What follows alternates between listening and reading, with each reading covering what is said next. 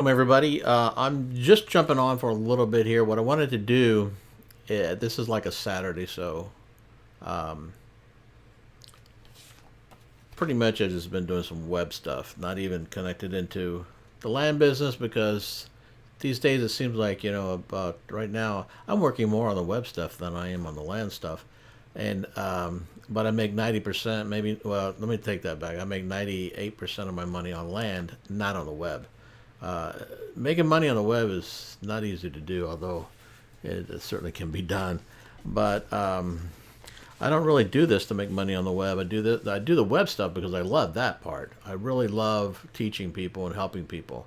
And the only thing I like to do is get paid for my time. That's the bottom line on that, because the land kind of pays for everything else. The land is the gravy stuff that's on top of that actually pays everything. It pays all the bills, and it pays my lifestyle, it pays for other people's lifestyle. It just it's just that's where the money comes from.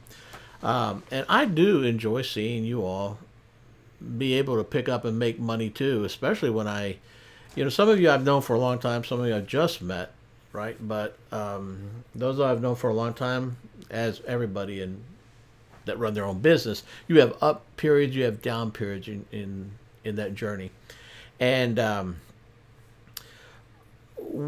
the land business. When I started in the land business, it's always been there, but I never decided to work it. So I went on to chase the shiny object, the one, oh, this will make me more money. This will make me more money. But when you chase those things that can make you more money, they are also the ones that come tumbling down the quickest. As I've learned over 38 years in the real estate business. So sometimes it takes you a while to figure out. Okay, let's get our priorities straight, and I hope I'm connecting with you. I'm only telling you this stuff because I'm hoping to connect with some of you that may be going through the same thing. Maybe you've witnessed the same thing, and so you're to this point where you say, okay, yeah, I mean, I get it. I need to run my own business because working on a job, that's definitely not for most of us. I mean, if you're listening to me, you're probably not working a 9 to 5, and if you are, you're trying to get out of that, or you're trying to break that. And unless you absolutely love what you're doing, if you absolutely love what you're doing, and obviously not getting paid enough for it, because if you're working for somebody else, a company, and you are on here, it's rarely that you are making enough money. Okay, so but if you love what you're doing, more power to you. Okay, so I'm not going to speak to you all to that group anymore because I can't help you. You're doing what you love. Keep doing it, because as long as you're happy, right? That's all we do this stuff for, is to be happy. Um, and really, we don't even do it for our own. I guess we do it for our own happiness, but usually we do it what for? Why do we do this? We do it to make somebody else happy. We're happy when somebody else is happy, and it's hard just to be happy unless you're making somebody else happy. So you have to have a hand in responsibility in making somebody else happy, and that's where you have the best happiness. That's like off the chart, and that's not about money. Now you'll use money to make that happen. That's how you usually make that happen, right? Um, so that's kind of how all the game works, and how all the pieces go together here. Let's check in and see if we have any questions, because I did not announce this. I don't think we do have any questions because nobody even knows I'm live right now, which is kind of nice. Then I just get to keep talking. Okay, so anyway, what I wanted to do tonight, before I get too far off off subject here, is talk about the what did happen today in the land my land business. So this is really, first of all, a very part-time kind of a business. So you come in, when you're in the land business, you're not working from the time you get up to the time you kind of supposedly go to bed or get off or whatever of what you may have scheduled your own hours. I don't know. I've never scheduled my own hours. I just do what I need to do that day and then move on. But today, being as most days, it's just whatever presents itself. So the only thing that presented itself today is actually yesterday I picked up two properties. So I picked up two more properties where sellers call me off of the letters that I send them. Okay, and I agreed to buy all of those lots that they had. The total of 3 lots between one, two, 1, 2, 3, 4. Actually, a total of 4. So one person had 3 lots, and one person had one. Um, so those are now. So I'll send out the contracts on those Monday tomorrow, and then wait for those to come back. And what happens on these? Uh, these are my bread and butter kind of lots. They're like so cheap to pick up. It's like incredible. You wouldn't believe it. You just wouldn't believe it. And like this one came back today. Not that one. This is one that I sold, and the county sent this one back to me. So I've got to get this deed back to the person I sold them to. So like when you sell something, right? When you sell and we're talking simple transactions, like selling a chair, right? But you're using one piece of paper to do it with. So you say, okay, well, here's a chair, and the guy says, I want a title to the chair to make sure I own it. Also call a receipt, all right? And so that's what a title kind of is, right? It's proof they own it now. And so all you have to do is you just have to convey it. And these things, actually, we create this on our own software. We just write it up. I don't go to a lawyer for these things. There's no reason to go to a lawyer for strictly just a deed, because there's about 5 paragraphs on a deed, and it gets notarized, and it's the same 5 paragraphs, and it says the same 5 things on every single deed, almost across the nation, by the way. And we have a couple of extra little clauses that we use to protect ourselves and protect other people in the on the deed. And the only thing that changes is the name, address, and the legal description. That's it. That's the only thing that changes from deed to deed. That's why deeds are actually pretty easy to understand once you do understand the concept of them. And by the way, in my book, how to flip vacant lots, I actually go through and I show you the deed. I show you exactly what all these clauses are I'm talking about to you right now, and how to how to convey and why you convey, and mainly the 2 different types of deeds that we use. All right, so you could really do this business with just one deed, which is a special warranty deed, but we can also use a general warranty deed, and there's reasons why you use both of them. And in that book, I do explain that, how to do it. So short paragraphs, because this is not rocket science. That's what I love about this. I learned this whole business from my dad, who had a 3rd grade education, could not read or write, except he could write write his name. And it just goes to show you, you can actually convey information about this business to somebody, as he did me, and as somebody did to him, and then run a land flipping business. And he did land flipping till the day he died at 89. He loved it, and I think that's what kept him going. I'm pretty sure it did. And it makes me happy too. So I understand. Maybe that's just in our blood. I don't know. But once you start flipping lots, man, it's like it's thick in your blood. You just don't want to stop. I don't even want to do a house. You could bring me a great deal, and I'm not even going to flip it. I'm not going to, because it's going to take too much of my time.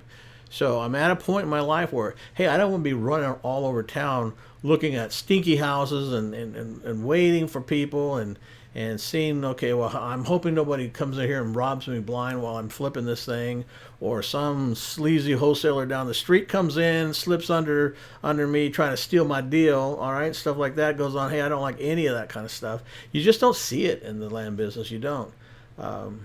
That's part of the reason why I absolutely love this business. Not to mention the fact that, like this property right here, I never saw this property. This property isn't even anywhere near me. I've never even been to this city. I have been to the county. It's not, but I have not been to this city ever. So I don't even know what this looks like. I do know what the picture of it looks like, and I will flash it up for you guys if you want to see it. Does anybody want to see it? Yay or nay? Yay or no? Hey, now we're getting some people coming in. A couple of our members here already. Good to see you. And of course, Michael Buckles, already flipping land. Michael's out there flipping like crazy as well. And so what I'm going to do, I'm going to flash it. This lot right here is it's not this lot because I bought another. I actually bought another. Oh, I buy so much. Let me pull this up and then I'll tell you what I did. Okay, let's switch over here to the corner area. Okay, so this is a subdivision that I got this property in, and this property I think was back up in here, and I'm picked, and so I'm sorry, I picked one up today, the one that came in the mail today for me, which I guess I haven't shown you, but it's right up here on the lake, so it's facing the lake. And then the one that I agreed to, that I just told you about, that I bought yesterday, is over here on the lot. And then I picked up another one that was, I don't know, it's down here somewhere, but it's like three lots in a row somewhere. Anyway, I'm getting dizzy. I better get out of here because I'm I'm screwing everything up. Let me see. Where's that other deed that came in? Okay, yeah. So this is the other deed that came in on that lake lot. Now this one came in today. So this one came in today in the mail, and this one I paid. I think I'm probably going to be all in at, I don't know, less than $50. Is that scary for a lake lot? That's scary, right? I do it all the time. So these lots are, if I just dump them, I mean, I just wholesale them quick, boom, done. Retail, basically, I call it wholesale because I'm not asking for retail price. If I want to sit on, this is a $5,000 lot.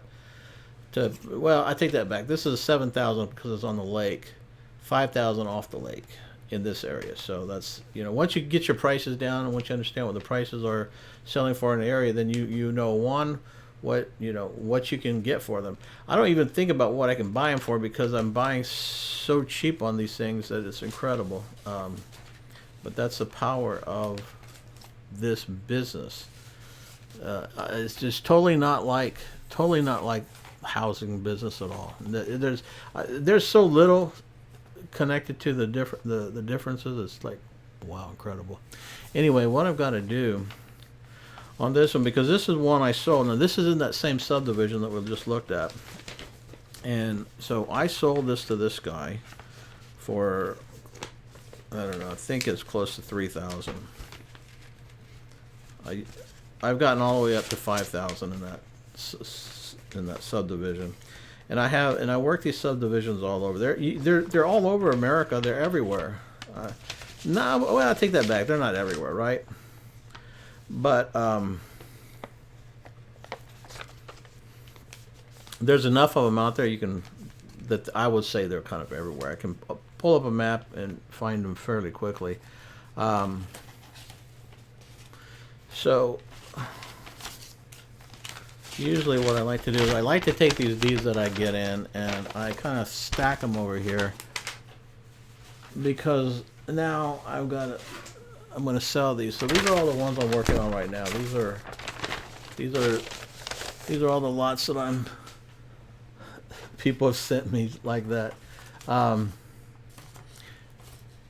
And then I have I get so many of them, and I have this thing now because I've just upped that side of the business. I work 3 different stages of flipping property. So this is the low end, the middle end, and the high end. And the low end, I just have a VA kind of do all that for me because it's a lot of tedious work involved in writing down all the information on it and putting the ad together and all that stuff, which I don't want to do. So I just taught a VA how to do it, and she does that for me for $200 a month. So I make thousands and thousands off of what effectively she does for me for $200. And then I've got to put that over there because that's got to go out in the mail Monday. And let me take any questions. You guys have any questions before I take off? This is just I'm setting up some different things right now. It's for Facebook. So I'm running a test right now, seeing how it works and seeing all the little technical things to make sure this thing will go well, so I can do it on a regular basis the correct way. Um, Felicia, I was just sitting here reading your Living Trust book again, taking a break from it to watch and hear you live. Well, thank you for stopping in, and I hope you're enjoying that book. That's a kind of a heavy read, but I'll tell you what, I use the information in that on every single deal that I do. There's not one single deal that I do that I don't use a ton of that stuff in that book. That's why I wrote it. I specifically wrote it, if you, as you can see, I specifically wrote that for people who flip land. But of course, anybody can use it, and probably everybody needs it. Um, I've seen so many people that have didn't put their land in a trust, and then they ended up losing it or getting a tax lien at some point on it, or they died and then it went into a real problem probate wise. And you've got one kid who'll pay the taxes, one kid who won't, and now they're fighting and they break up, and it's just a bad scene. If you are listening to me, if you're not even in the land business, you don't care about the land business, the one, but you do have property. Uh, Make sure, if you are going to leave property to somebody, this is my advice. I'm not a lawyer, but I play one sometimes. Make sure that that property is sold at some point, right after, so that your instruction should be to have your executor or your executrix sell the property and then divide the money up. Never do it where, okay, we're just going to let this one kid who happens to be maybe the loser kid in the family, right? Well, we'll just let him or her live in the property until they get on their feet. Well, they never get on their feet for sure that way, right? But anyway, you're taking away from the other kid. You've got to keep everything even on your way out, unless you don't want to have a couple of curses placed on you after you die. But you don't want your kids fighting either, because you messed up because you didn't liquidate the property. So you almost have to do like a business, liquidate everything, pay out everything, and be done with it. Now, obviously, that doesn't apply to somebody with multiple millions of dollars and this and that, but that's not most people, right? But they have a house or two houses or some land, and it just becomes a mess if you don't get rid of it either before you die, or have it mandated in your will to sell it, or you've got to give it to one of them. Pick your favorite and give it to them. Okay, any Weisenheimer? Hey, Weisenheimer. Okay, so I'm going to go ahead and call it a night, mainly because I wanted to make sure everything's working. Give you a little peek into the world of land investing and flipping. Well, I don't really invest in land, but I do flip it. And I'm going to be making so my plans are to continually to do these, to kind of show you, okay, here's the a part, here's the next part, here's the different part, so you can see all these different parts. One of the things that we might do tomorrow or Monday, if I decide to take off completely of everything tomorrow, is I want to go over and review the click to mail system, because if you are like me and you want a hassle-free, easy mailing system, you want to do something like click to mail, because you don't want to be licking envelopes like I just had to. You don't want to be putting stamps and handwriting and all the other BS that you hear other people say. Oh, you've got to do it this way. You've got to do a handwritten. You don't. You don't have to. They respond just as well. Our people do. Now, that doesn't apply to houses. That's, again, another difference. We don't have to do the same things you have to do. You don't have to do yellow letters in the land business. Usually it backfires, in fact. The people we mail to generally are smarter, because they're older and they're wiser, and so they're onto all the tricks. You can't trick them. They're trick proof. So if you're just honest with them, just be deadly honest with them, and don't play games with them, they'll respect you and they'll want to do business with you, and they'll want to sell you their property. So that's one of the big benefits of dealing with the landowners. That's a demographic that we love dealing with, and it just happens to work out great for us that way. All right, all right. Hey, Christina, good to see you on here. Well, I am about to sign off and get me a glass of iced tea, and my tea glass is empty. All right. And I'm going jar. I'm going. I am parched. I'm parched. All right. Good night, everybody. We'll see you mañana or on Monday.